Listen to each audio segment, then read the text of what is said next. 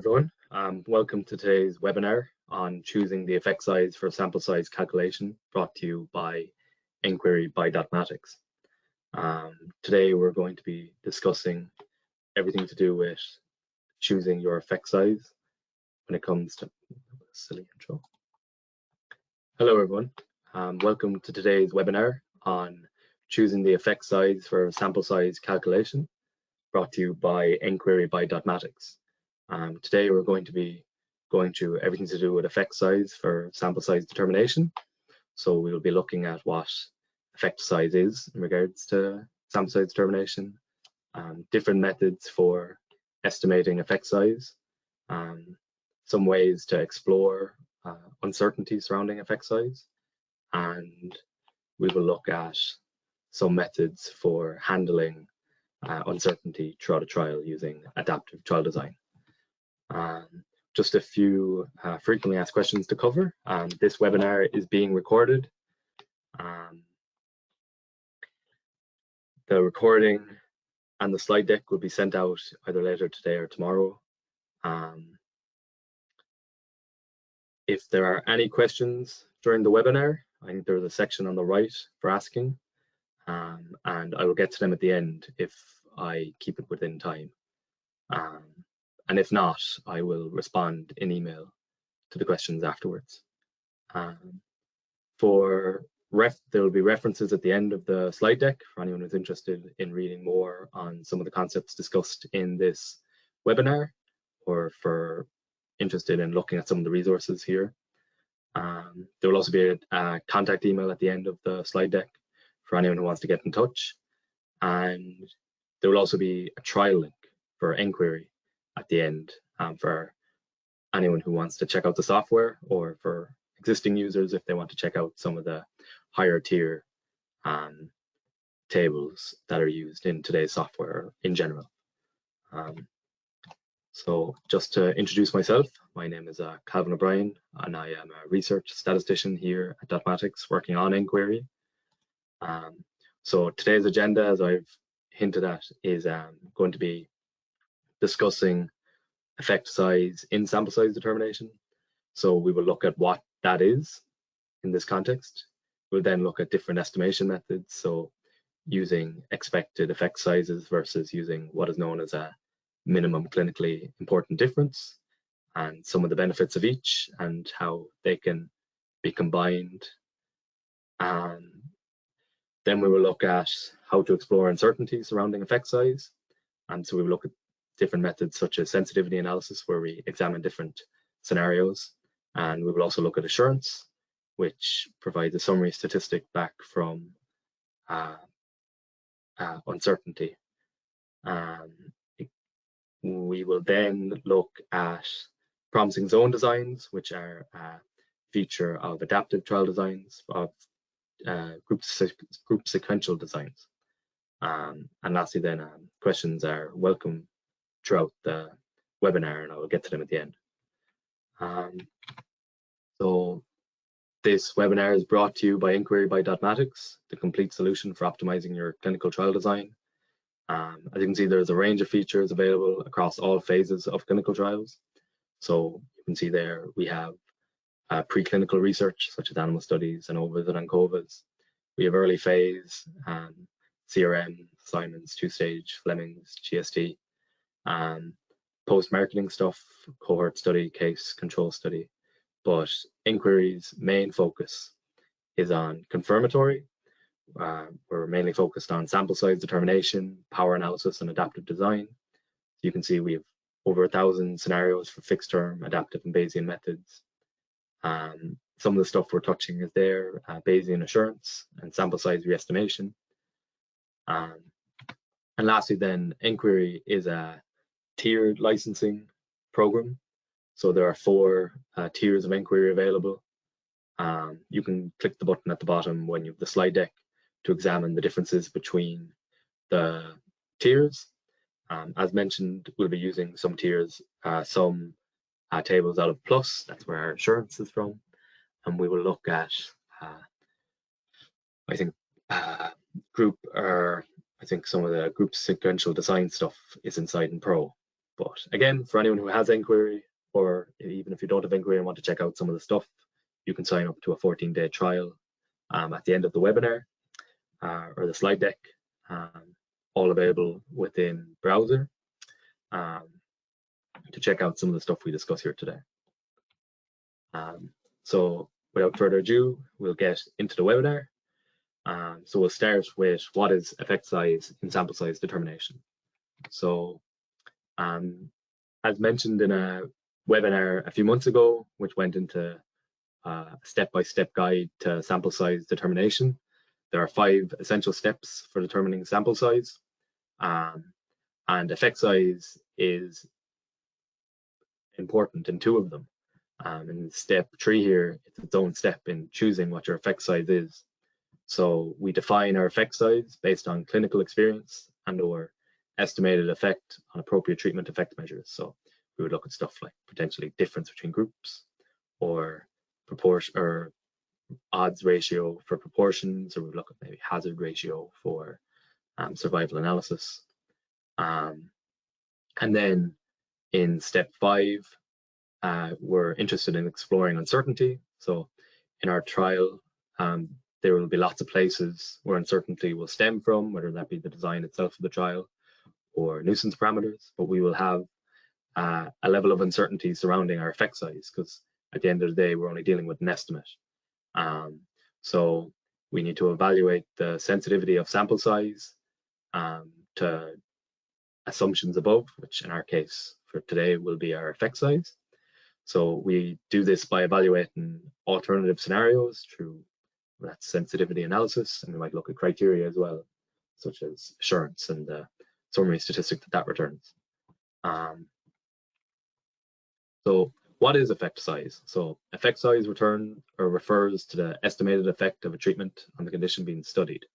So for example, if we were looking at a drug that we claimed reduces cholesterol levels in blood, we might perform a 2-group design trial, and we would be interested in the mean difference between the groups, and our mean difference then would be our effect size. If we were interested in the concentration of cholesterol in blood, we would be interested in the difference between the 2 groups of that level. So in regards to that example, a larger reduction of cholesterol levels in blood between the groups would indicate a more effective drug. And that's true for any of our effect sizes, where a larger effect size indicates a more substantial improvement, suggesting that the treatment is more effective. Another example, the hazard ratio, you can quantify this would be used in survival analysis, so we can quantify how much a new drug improves the overall survival rate in cancer patients. Defining, I suppose, we're lucky in our case that we're just defining it for sample size determination, and because defining effect size in results of actual clinical trials, practically and statistically, is a very complex area in and of itself. There's a lot of work that goes into discussing the definitions of it and what it means. Like the ICH have the estimand framework, and that goes into sensitivity analysis, more of the stuff as well. But that goes into heavy detail about all of this stuff. But in regards to sample size determination, we're really only concerned in achievable power rather than the nuances of effect size meaning. So that keeps our definition here nice and brief. Effect sizes can be expressed in their original units of measurement, which would be unstandardized, or then they can be also standardized. So unstandardized effect sizes, like difference of means, as mentioned above, difference of proportions, odds ratio, risk ratio for proportions, hazard ratio for survival analysis. They use their original measurement from the study that they're involved in, and the big advantage of this is that when discussing within the context of your study, it's very easy to convey to stakeholders or patients or whatnot what your effect sizes mean, what your results mean. But it becomes difficult then when trying to compare to other studies because your effect size is built around your study. You then have this kind of middle ground. You can have, I wouldn't call them standard, well, they wouldn't be called standardized, but you'd have stuff like the log odds ratio for logistic regression, or you might have the square root transformation for the Poisson approximation for standardizing variance. And these kind of start to muddle the interpretability of your effect size when compared to unstandardized. And then going the full way then, standardized effect sizes such as Cohen's D, that would be the standardized version of difference of means. We've got Pearson's R for regression and eta squared. These are easier to compare between studies, but they're abstracted from their original study, so it's a lot harder, well, a lot harder, but it is more difficult to discuss when looking at your own study when it comes to these standardized effect sizes. We can see here, this is just a few different effect sizes. On the discussion of standardized effect sizes, one of the advantages is being able to quantify different magnitudes for effect size. So we can see for Cohen's D, we can see small values 0.2 or medium of 0.5 and large for 0.8. So it's easy just to read a standardized effect size and kind of know how significant of a result is it. But at the end of the day, we're interested in significant results rather than these, I suppose, magnitudes that if we given any sample size, we can prove any of these effect sizes, whether it be small or large. So these labels are somewhat arbitrary. They're quite useful in academic research and stuff, but their meaning kind of loses it when we're coming to sample size determination. So that's a quick overlook on what effect size is when it comes to sample size determination. This next part we will discuss different methods for estimating the effect size. So effect size estimation for sample size determination, typically what is involved in it is finding the expected effect size, and you do this from existing prior studies, or you run a pilot study of your own, or you consult with experts to see what an expected value would be. And this is what was done as the main method for estimating effect size for a long time. But until recently now, there's been more of an uptick of a discussion for a minimum clinically important difference to be a factor in sample size determination. So a lot of papers are being published on guidance on how to incorporate this, such as Delta 2. This is a big leader in how to report, calculate, and use MCID for effect size determination. So what MCID is, it's the minimum effect size that would warrant a change in current procedures. So you would there's various different methods of calculating this, whether you consult with field experts, sponsors, patients, reviewing, similar to how you would go about finding your expected effect size. You'd go off and research previous studies performed to see what a meaningful result was for individuals involved or for people running the trial. And that is how you would determine what a minimum clinical important difference would be. So just to look at some of the pros and cons of each of these. So the conventional method will typically require lower sample sizes than the MCID approach. And that's because the MCID can somewhat be seen as a kind of like a lower bound, where anything lower than that is, you have to ask yourself the question, is it worth performing a trial if the expected results are going to be lower than your minimum clinical important difference? But if you assume that you're only going to run trials when it's bigger, it means that your MCID is going to be a lower bar, and that means you'll always have a larger sample size with your MCID versus your sticking with your conventional method. It's somewhat simpler to communicate expectations rather than discussing and debating and determining what is an interesting result. And the process for finding expectations is going to be work you're doing anyways when it comes to determining what nuisance parameters are. And all this work is also well established. It's kind of it was the main method of defining what effect size would be in a sample size calculation. So the trial design and calculation for the sample size will typically be a lot quicker to perform and conduct. The negatives of this then are that your effect size is often overestimated. This will come from just biases, whether it be being too optimistic in your choice for effect size, or it could come from like the publication bias, where you pick a value that will get your study performed and published. And so typically you'll see these trials having underpowered or being underpowered. You also have the reliability on your estimate is heavily dependent on the quality of the preliminary estimates from the evidence used in the design phase. So the pilot studies you perform or the published studies that exist, you're basing your estimate on these, which means that it's dependent on how confident these were. If you've got a wide confidence interval,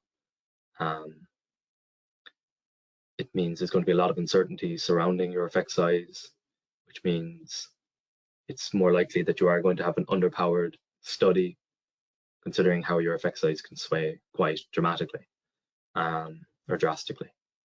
Lastly, then, the conventional approach is more focused around statistical significance rather than clinically meaningful effect sizes. So again, with any difference that is non-zero, you can prove a difference with a large enough sample size. And so the conventional approach is only focused on statistical significance rather than clinically meaningful effect size. And as I spoke there earlier about whether it's worth running a trial if your expected result is lower than your MCID, well, if you were to completely ignore your MCID and only look at statistical significance, again, you can easily prove something that is not meaningful in a real world application. And so this ties into the pros of the MCID, which you focus on effect sizes that matter clinically rather than just focusing on statistical significance, and which means your trials are powered for real world medical context rather than just proving something for the sake of proving something.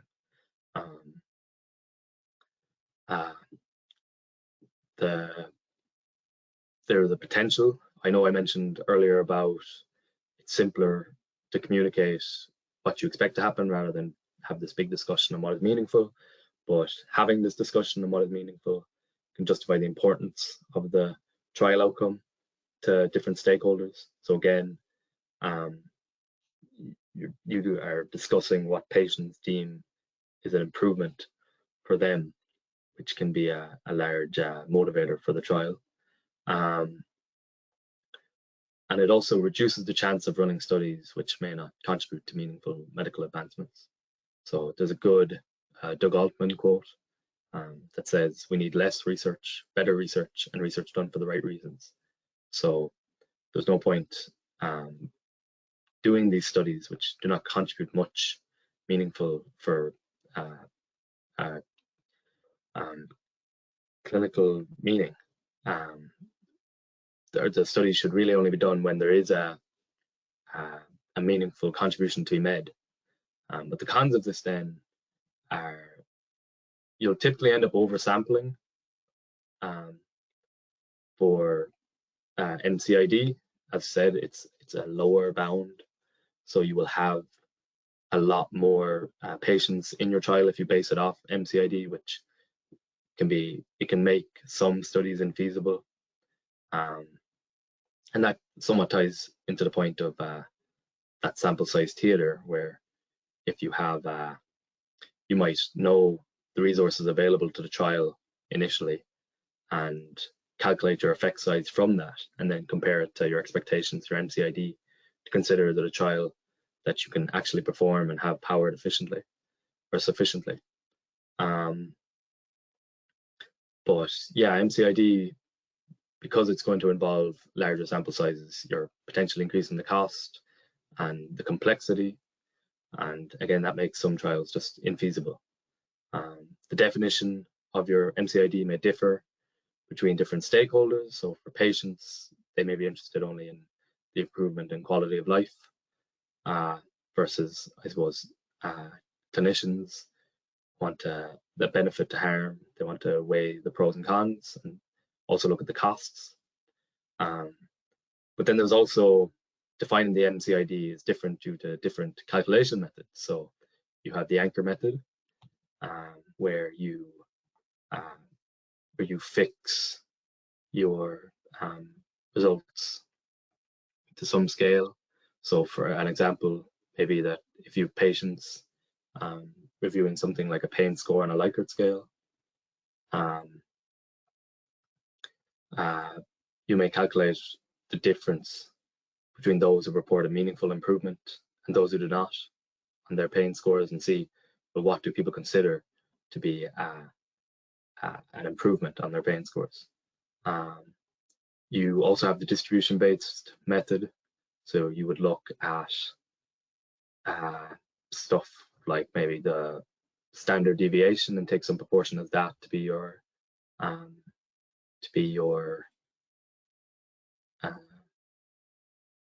MCID, or you might take something like a standard error of measurement. So because of all this, you're going to have different definitions of MCID to different people, and this is just going to complicate things further.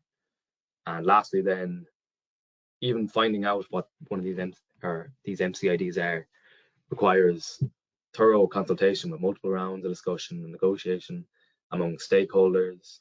So overall, you're increasing the complexity of your trial. It's going to make it take longer. There's going to be a lot more of a discussion to be had and justification to be provided. So overall, you're making a lot of extra work for yourself. But the suggestion isn't to take one or the other. The idea is that you would look at maybe somewhere in the middle. You would let both of these influence your decision. You might take a more conservative estimate for your expected effect size based on your MCID, rather than just going with your conventional, with your original expected one. And that feeds into this later discussion on exploring uncertainty when you have these kind of, I said, you have a lower bound here with the MCID. So to look at some papers that discuss this is taken from the Delta 2 guidance paper, but this is a trial where patients were recording how they feel on a numeric rating scale, and the scientists involved determined someone who showed a 1-point change in the numeric scale was considered an MCID. I think in this paper they were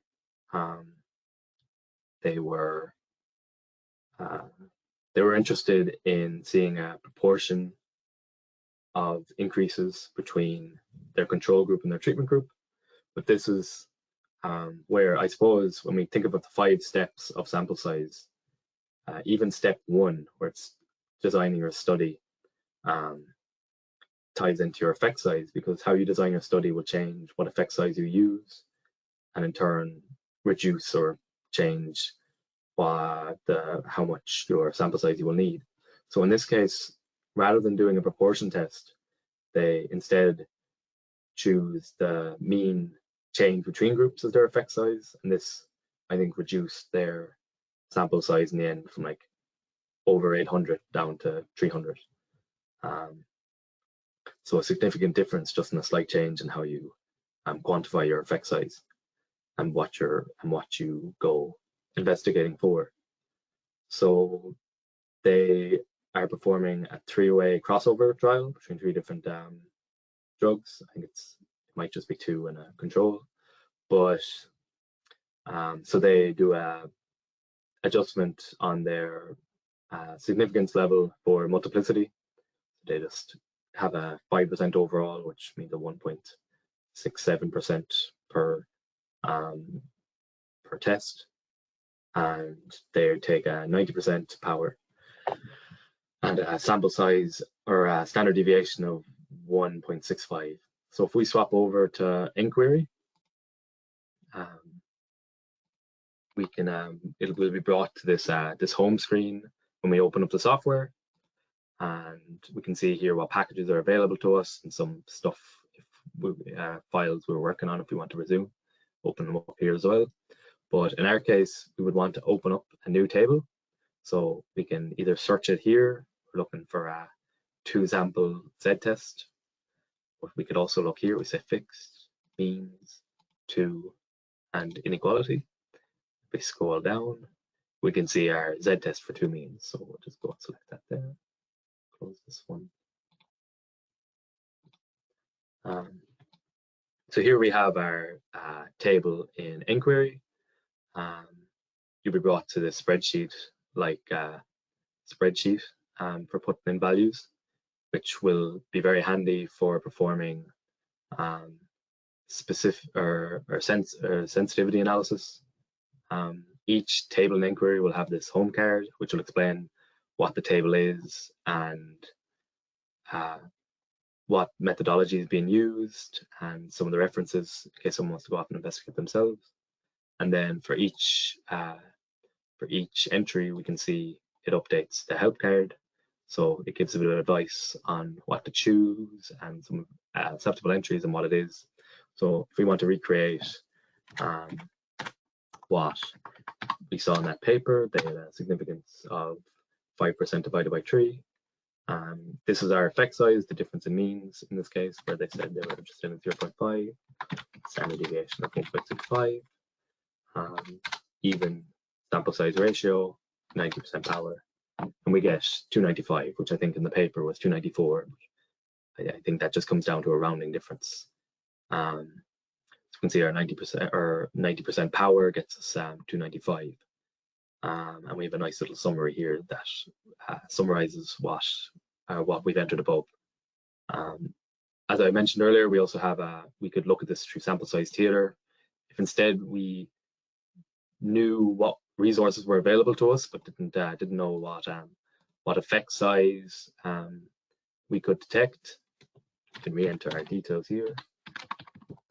We just leave this blank instead, type in the rest of our details, and say, for example, we know we've access to 200 patients, and we do 50% power. We see we can detect a difference of 0.6. So if 0.5 is our MCID, we would be able to detect a difference of 0.6 and above. So that's the idea of sample size theater. Rather than building our sample size around effect size, we can give what we have available to us and determine then whether our effect size is one that we can actually detect. So going back to the presentation, so that's that example. This is another example from that Delta 2 paper where instead this time they're interested in proportions rather than a mean difference. So this was I think a binary result. So they set up a 2-sided 5% level and 90% power for these details. So again, we can go back to inquiry and see these in terms of entering them into the software. So if we go to inquiry, if we were to open up our select new table and instead we say we say proportions. We can look here and see we have our inequality tests here, so we can see the difference of two proportions, the risk ratio and the odds ratio. So our three different effect sizes, but in this case, we're just interested in the difference. So again, when we brought back here, we can see what test statistic we want to use and our power calculation method. So in this case, consider we're dealing with large enough sample sizes, we could go with the normal approximation. We enter our significance value, two-sided test. We say 0.7 and 0.85 of 50 or 0.15, and say 190 again. We get 174, which was mentioned in the paper. So again, just another way of being able to replicate this trial in inquiry. So we can go back to our PowerPoint. So that wraps it up for how to estimate, or different methods of estimating effect size for sample size determination. But as mentioned, there's still a challenge of deciding what your effect size is going to be. As said, you have kind of a range of values now, but no exact choice. There was a large range of values to choose from. So one way of exploring this uncertainty of what to choose is by exploring uncertainty. And we can do this through two methods, sensitivity analysis, and we can also perform assurance. So in sample size determination, it is inherently based on best guesses for estimating the nuisance parameters and effect size, since all of this occurs pre-trial. So again, our uncertainty, or our expectation, is only as good as the evidence that we based it on.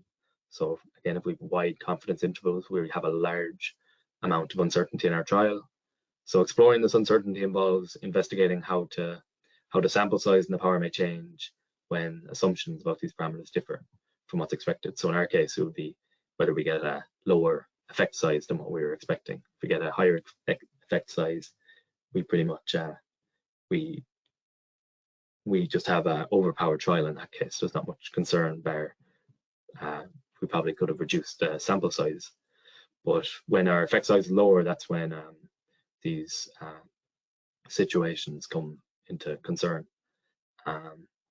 So yeah, for effect size specifically, this can refer to the uncertainty in our effect size estimate or differing MCID values from different stakeholders or analysis. And this helps us kind of determine what might be a fair effect size to choose if we were to determine we wanted a more conservative expectation.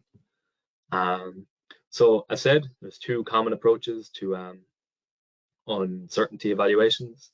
There's sensitivity analysis and there's assurance. Sensitivity analysis focuses on directly evaluating specific scenarios, which is handy in our case because we would have a range. As mentioned, we have a range of values such as our expectations and our MCIDs, so we can calculate what happens in our trial if these end up being our result. And then assurance provides a summary measure of the overall level of uncertainty. For sensitivity analysis, as said, it involves evaluating how the required sample size or the achieved power changes when different explicit values of the effect size are considered. And the main question that surrounds this is, what scenarios do we want to explore? And so we would have a few different values given from our expectations or MCID. We might come up with maybe a 95% confidence interval around the expectation. We might look at different MCIDs from the different stakeholders and calculation methods, but we might also consider an interquartile range for the expected effect size, or we might look at our most optimistic or our most pessimistic. And I suppose our most pessimistic in some senses are MCIDs. The big advantage of sensitivity analysis is it's very easy to perform. It just involves calculating our power, our sample size for different values, so just subbing in and out. But the struggle is choosing what scenarios you want to investigate. At the end of the day, these could all just be arbitrary scenarios that you've just chosen based on your uncertainty. This picture here, we can see it, we'll be able to see it in inquiry, is it shows how our power changes with smaller or larger effect sizes. So we can see this would be, if we were trying to detect an 80% power, we'd need a effect size of 0.27, but we can see as it gets lower, then our power tapers off, and as it gets higher, it caps off, goes into the 90, 99 ranges, and almost a guarantee that we'll find what we're looking for. Then we've got Bayesian assurance. And Bayesian assurance is a probability. It's kind of a hybrid Bayesian and frequentist approach to exploring uncertainty. You could imagine it kind of as a formal way of performing sensitivity analysis, because how it is done is we calculate the probability of a trial success given a prior for the effect size. So we provide a prior for our effect size distribution, and then we calculate power across all those effect sizes.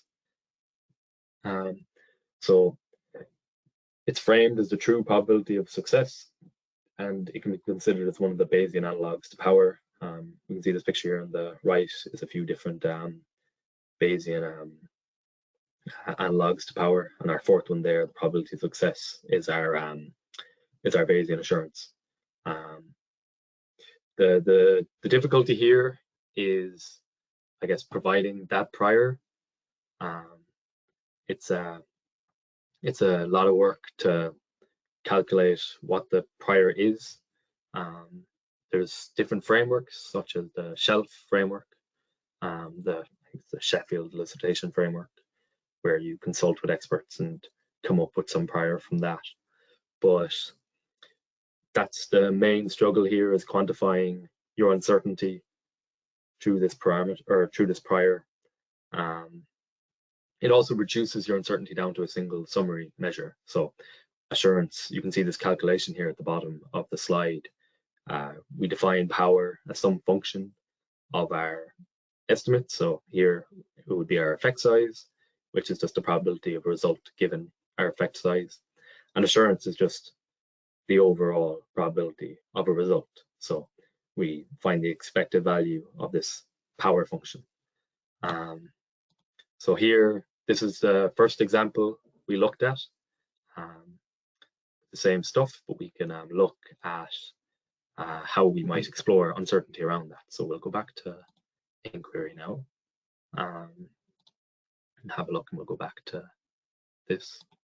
So this is our first table that we worked on.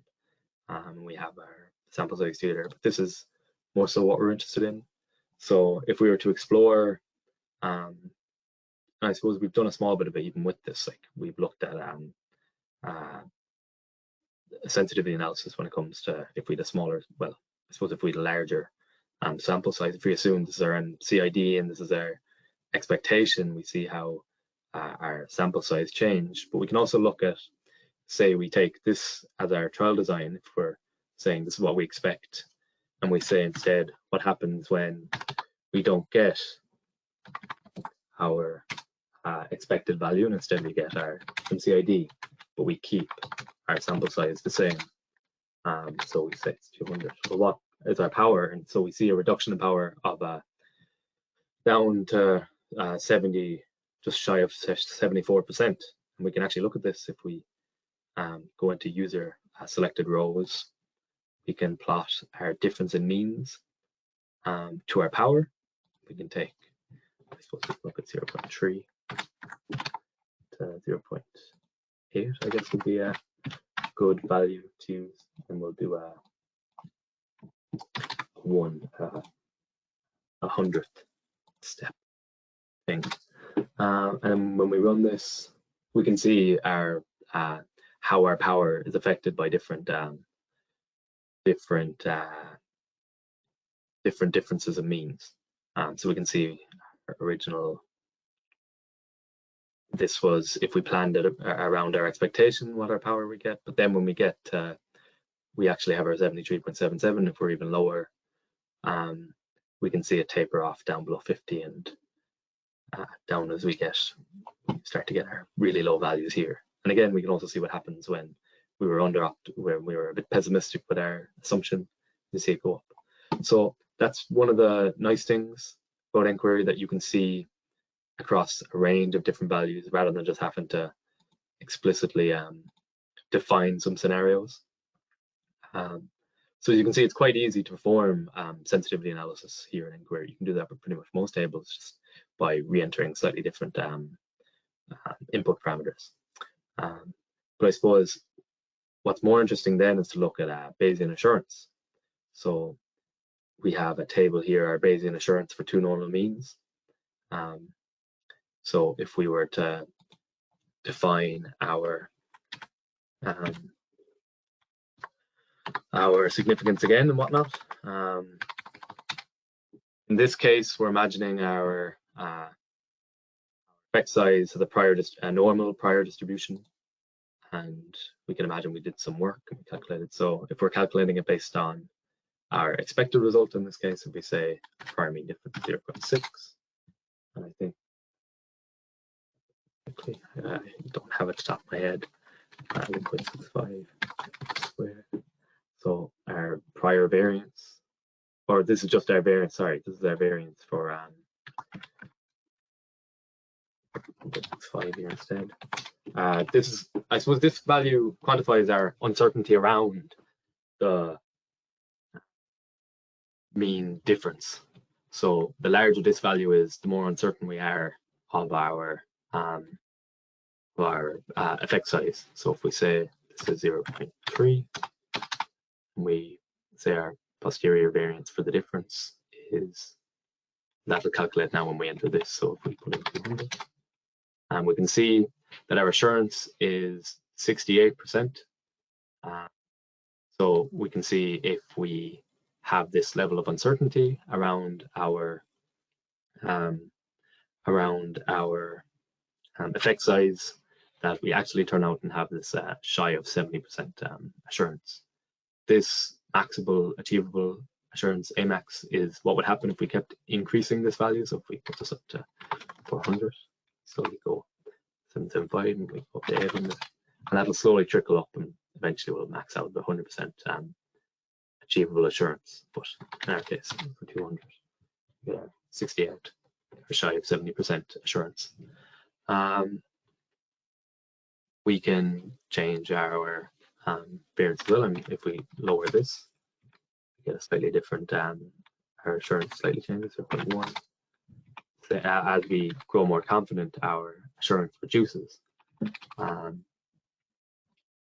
But that is if we assume our prior distribution is normal. We also have I suppose this can kind of be imagined as a combination of sensitivity analysis and assurance, where we define a custom prior. So if we enter our details again, we say our prior mean difference is 0.6 again. Let me check, that's why I entered the last one, yeah. And our posterior standard deviation is 1.65. And we say, let's say we've got 5 scenarios we want to investigate. We say 200. We can enter our different scenarios. So in our case, we can say we have something lower than the MCID, 5, 0.6, 0.7, and 0.8. And say our expectations are slightly skewed towards a lower MCID. So 0.2.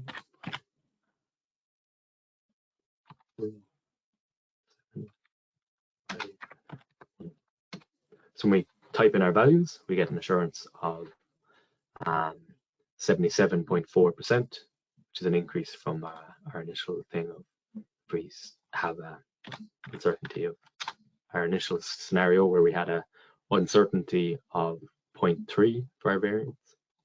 And as we can see, with our weights we've effectively applied, we get an assurance of 77.4%. So as I mentioned, this can kind of be seen as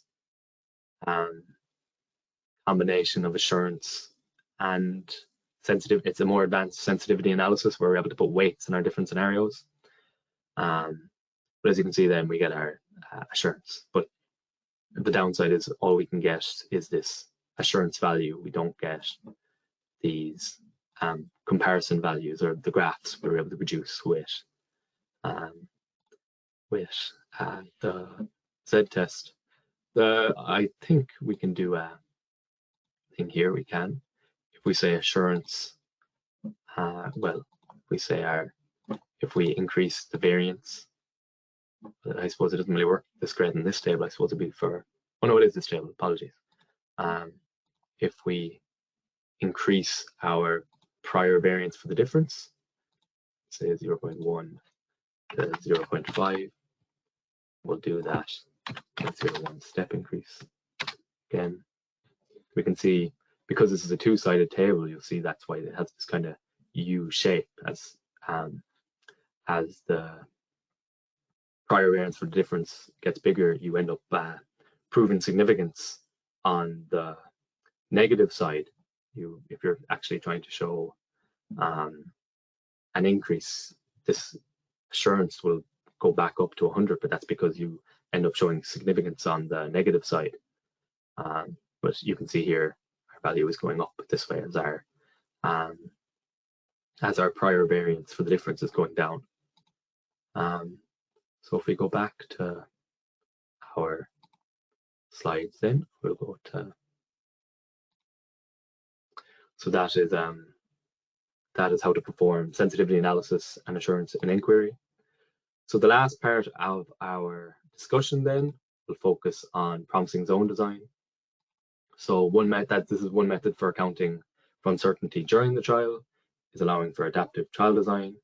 So group sequential design, which is the most popular form of adaptive trial design, differs from a standard fixed term trial by allowing a trial to end early, a pre-specified interim analysis for efficacy or futility. So a lot of the COVID vaccine trials would have been group sequential design and would have ended early for efficacy. But an extension of these GSTs is the option for sample size re-estimation at interim analysis. So you take you perform an unblinded sample size re-estimation. So promising zone designs are a way of bridging that gap between the conventional and the MCID methods, because what you can do is you can construct your initial power around your expectations, and then if your results are showing some promise but not up to the level you wanted or not up to the level where you were expecting, you can bulk up your sample size and repower the trial while it's still ongoing, to still get a clinically important result rather than just having an underpowered trial. So this is an example here. There's a webinar that goes through this example in particular, but I think I might have it set up. I'll go to inquiry and see, but we can show this off with our if we go with our original example as well. So we have so we have this trial that they're performing at a 5% confidence interval. Their effect size here is 0.667 with a standard deviation of 3, meaning a difference in means of 2. They have 80 participants in the first group and 40 in the second, and their initial trial is powered at 92.72%. They performed their interim is performed 3/4 of the way through the trial, and they have the ability to end for efficacy but not futility. So if we click this button here, it'll take us to this screen here, and I think in their initial trial they quoted or sorry, it's I think it's in here. Yeah, so in the initial trial, they quoted a difference in means of 2, but if we were to say, I think what they experienced is 1.37, an actual difference, and the same standard deviation, we can see what their power is actually going to be at that given time. It's going to be 75%, which is lower than what they were working with, 92.7, a good bit lower. So the recommendation here is that they're able to add more people to their sample size and continue. And then if we enter this look, where enter down here, where we enter again, this is what we're at. See, we find for efficacy at the end of the trial if a result is this. So rather than just having an underpowered trial, we are able to find for efficacy by essentially bulking up our sample size. We could look at this for our example that we've been working with. If we type values again, I'm in the wrong table. That would definitely, oh, here we are. So if we enter our value, two-sided, and we say, or we can leave these blank, say this is 0.6, and we say our sample deviation is this, we get our effect size, and we're working with our 200. And let's say we're doing a 1 interim look halfway through the trial. I do need to enter here. So let's say 2. Well, if I say 2 here, it'll be 2.6. So that'll work. And we get our sample size. So it's just by adding this efficacy element to it, we lose a slight bit of power, but it's not dramatic. It's still relatively close to 90% power. But now what we can do is we can look at our interim monitoring, sample size re-estimation. So if we come here, we say, well, we've gotten our 0.6, but now we're going to say, well, 0.5 is our what we've actually experienced. We've experienced the MCID, and we stick with our 1.65. We can see our power has reduced to 81.48.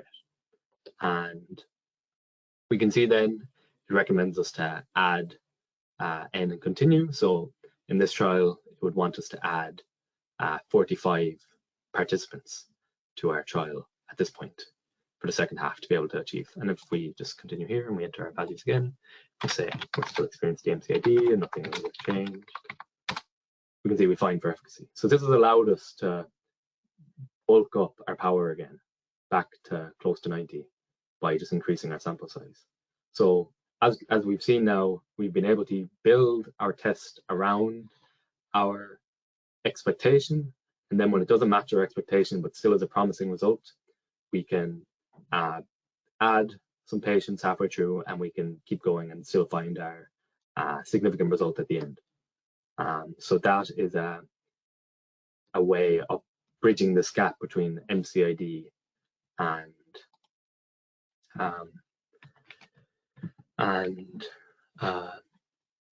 the conventional method, your expectations. So just to come to our discussions and conclusions. So choosing an effect size for sample size determination depends on factors such as scientific and clinical considerations, uncertainty around the effect size, and practical trial resource available. So as mentioned, that last point there, we might have our sample size theater. We need to explore our uncertainty around the effect size. And we also need to consider what's scientifically, what's significant versus what is medically important. So while traditionally estimated effect sizes have been kind of the gold standard, we're seeing a lot more use of MCID for more scientifically relevant SSD. So again, see the Delta guideline for implementation of this. Sensitivity analysis and assurance help evaluate the effect size uncertainty on power and sample size, and quantify the robustness of the study design to the effect size deviation. So we've shown how we can account for our uncertainty and how we might begin to bridge this gap between MCID and our expectations. And lastly, then, our promising zone design offers an adaptive approach that can bridge these methods by allowing to power initially on expected effect sizes and then adapt as our trial goes on, which we also have the added bonus for performing a GST of being able to end for efficacy or futility. So hence you can see why these trials are becoming quite popular. So as mentioned, for anyone who's interested in checking out Inquiry or checking out some of the tables shown today, you can click on this link when the slides are provided and sign up for a 14-day free trial, no credit card, no commitment required. It's all, as said, it's no installation required. It's within browser. So, and yeah, I just want to thank everyone for coming to today's webinar. Here are some of the contact details in case anyone has any queries after the webinar. I will respond to questions via email after this webinar. And for any more information on Inquiry or other Dotmatic products, can go to statsols.com. So yeah, thank you very much for your time today. I hope you've enjoyed and learned something. And thank you again.